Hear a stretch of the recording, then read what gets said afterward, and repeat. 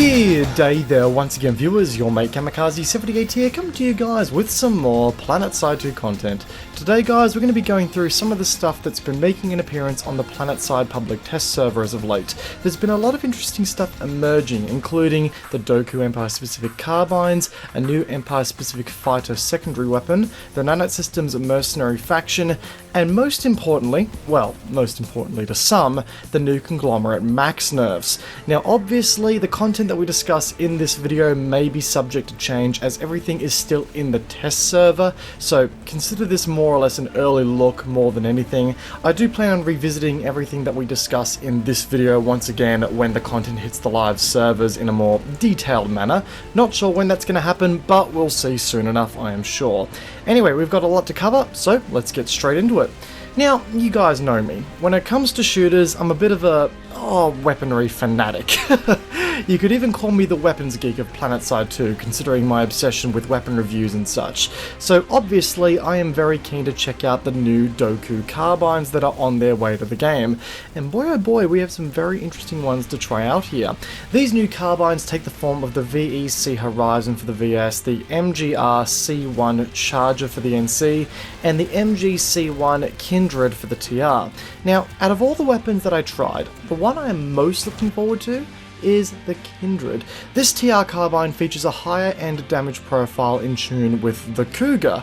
However, on top of that little fact, the weapon has a short period at the start of every trigger pull in which the rate of fire will be slightly faster than the normal rate of fire, and then it will return back down to the normal rate of fire shortly after that, which from what I can tell means that this weapon is going to really reward tap and burst firing, even at close ranges to maximize your damage output. The NC's Charger comes up next, and it features a fairly simple mechanic that works very well with the NC's niche, that being high-end damage and team killing allies. I mean, what? Who said that? Basically, the weapon features a faster than average fire rate for NC carbines, but also features an increased damage output per shot for the first few shots of every magazine. So be prepared for some really common reloading when you're using this thing to make the most of it. Kind of like anyone who has the habit of reloading after every kill, they're going to really enjoy this kind of weapon. From what I can tell, as far as early testing is concerned, the first few bullets of every magazine appear to be following a 200 damage per round damage profile, but then again, that's nothing hard pressed in the stats. Like, I can't actually confirm whether or not those statistics are accurate or not. It's a little bit, hit or miss at the moment, so do take that with a grain of salt. I can also say that this weapon performs incredibly well as far as recoil and handling is concerned. It's really quite easy and incredible to use, so I am keen to put this thing to use on the live servers. And then we arrive at the Horizon for the VS, and this thing is just a piece of work.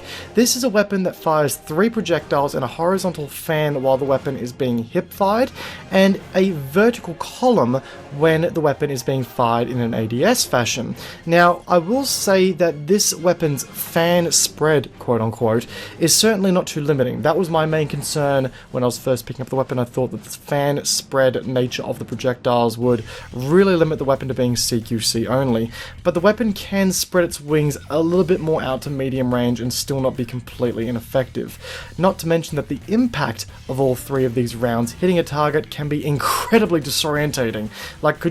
We all know how bright and glowing the Vanu Sovereignty projectiles are. Imagine 3 being fired from one weapon at any given point in time. I will say that fighting against Vanu Sovereignty soldiers when this thing comes out within its first week is going to be an incredibly disorientating experience. With the unstable ammo, it's just a wave of plasma flying towards a target because of the projectile size increase.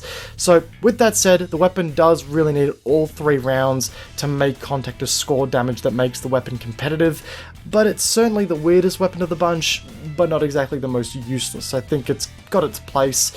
It's just really, really niche overall. It'd be interesting to see how it performs on the live servers. Anyway, stepping aside from the infantry weapons, we have the new secondary weapon available to the ESFs in the form of the M202 Wyrm, and I'm pretty sure I got that pronunciation wrong, so please bear with me. These are Nanite Systems heavy machine guns that fire slow-moving, hard-hitting rounds at a slow fire rate, which are mainly designed to offer a sustained fire alternative to air-to-air lock-on rockets against large enemy aircraft. There is also some potential here to use the weapons as a deterrent to ESFs, but if you can predict, the movement of the enemy ESF well enough. But to be honest, the damage output on the weapon isn't exactly competitive when compared to something like that of a rotary nose cannon. So as far as the anti-ground is concerned as well, the weapon is also nowhere near as effective as rocket pods. With that said though, if it was to be used in mass, it could be a pretty fun time in my opinion. Nothing groundbreaking, but still, hundreds of rounds hitting the ground target simultaneously would be quite the spectacle for sure. Would really make for a only in PlanetSide 2 moment, I think. Anyway, the Nanite Systems operatives are also on the test server at the moment, but it is a little difficult to do any sort of functional testing with them at the moment without an actual fight to participate in. I will say that overall they look pretty awesome and have some really cool assets in the game right now to give them some identity on the battlefield. It will look really quite odd with these things on the battlefield, maybe even somewhat disorientating, but hey, exciting times for sure. I will say that I did come across a bug with them while I was running around where I tried to interact with a terminal in the VR training room on the faction that I was, on, but nothing happened, and I even shot the terminal to get an enemy hit marker, so it looks like the character wasn't changed or assigned to the correct faction potentially, which could have some major repercussions later down the line. I'm thinking on the lines of farming warp gates and spawn rooms potentially. I will also say that the NS operatives do have directives available to them, with some Araxium weapons being present in the line as well. So yay for more directives to do, and yay for more, directives to grind out so I can do more weapon reviews. Oh, if only DBG would make my life easy and just give me some of those weapon directives.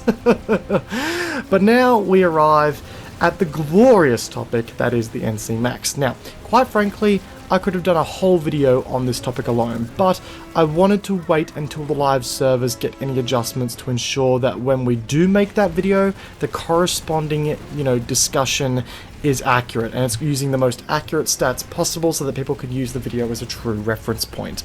Anyway, staying on the topic at hand, as we all know, the NC Max has always been the king of the battlefield in close quarters combat. You can argue against it as best you can, but outside of extremely specific situations, such as a TR Pounder Max holding a hallway, the NC Max has been the king of pushing objectives, clearing rooms, and even 1v1 anti-max gameplay. We now have finally gotten some long time coming changes hitting this shotgun wielding unit. The first of the changes listed in the recent patch actually comes across as being a bit of a buff, believe it or not, but these buffs are mainly to standardize the cone of fire as well as normalize reload rates to compensate for the reduced damage outputs of the weapons. And when I say normalize reload rates, I meant that there is no longer a long reload time and a short reload time for the NC Max anti-infantry weapons, with reload times now being the same across the board. Slug ammunition has also been refunded and removed from these weapons to keep them in line with the reduced stopping power, which is an interesting change, but one I really didn't expect.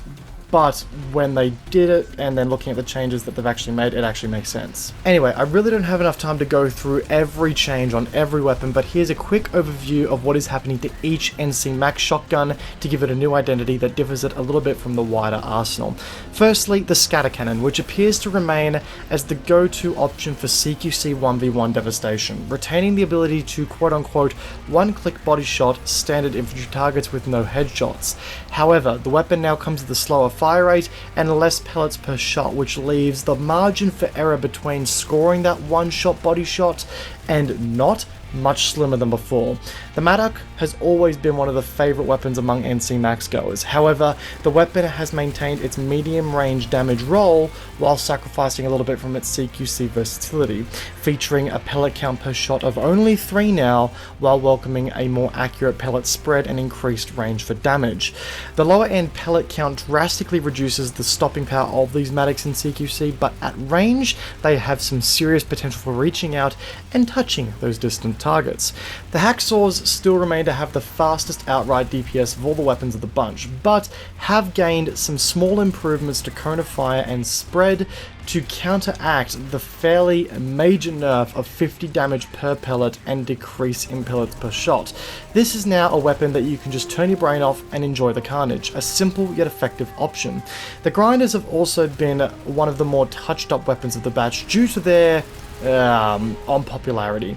This came from the fact that prior to these adjustments, their only niche existed in the high magazine size, which could be counteracted by smart positioning and appropriate cover from allies when you were reloading. The grinders now exist mainly as a suppression weapon, now becoming fully automatic and gaining an improvement to pellets per shot, making it the shotty with the most pellets per shot of the batch now, with a nerf to damage per pellet, now making this the least damaging shotgun available when you look at raw damage per pellet. This gives the weapon an odd crowd control kind of role that can dish out a lot of fire really quickly to scare hostiles and potentially paint a room in pellets before a hostile's even had a chance to react. These grinders could now serve as an excellent opportunity to break through those biofarm holds without being too devastating, mainly as a deterrent, if you will.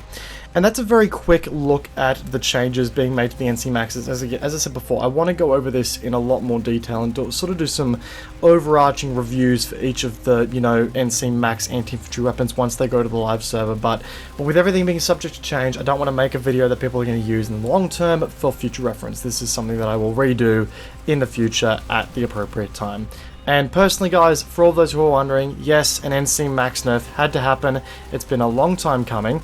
And it's good to see each of the NC Max weapons getting a little bit more variety in what their actual purpose is. This had to happen. I know it's going to suck for a lot of us NC Max goers to, try and relearn some of the weapons, but at the end of the day, it will work out for the better, and I think the balance will just make for more entertaining fights, quite personally. Anyway, guys, that wraps up today's video discussing the PTS contents as of the 22nd of the 2nd, 2019. Guys, if you enjoyed today's video, then please let me know by backing that like button. It'd be greatly appreciated. And if you guys are interested in any of the upcoming changes, then let me know exactly what you're interested in, or say you're keen on some of the new weapons, let me know. It'd be really interesting to see what you guys have to say in that comment section down below.